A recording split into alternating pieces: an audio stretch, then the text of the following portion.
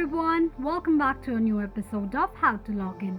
Today in this video, I'm going to show you how you can sign up for your AliExpress account. Keep watching the video till the end. To sign up for your AliExpress account, firstly open up your Google search. On the search box at the top, type in aliexpress.com and make a search. You'll arrive on the official page of AliExpress account. Click on profile icon at the top right side of the page and then click on sign in register option. On the next page, to create an account on AliExpress, select your location.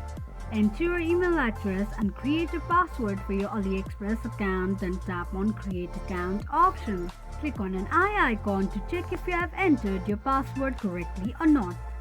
Slide the slider just above create account option for verification. A 4-digit verification code will be sent to your email address for confirmation. Enter a verification code sent to your email address, then click on verify email. This is how you can sign up for your AliExpress account quickly and easily, just in few steps.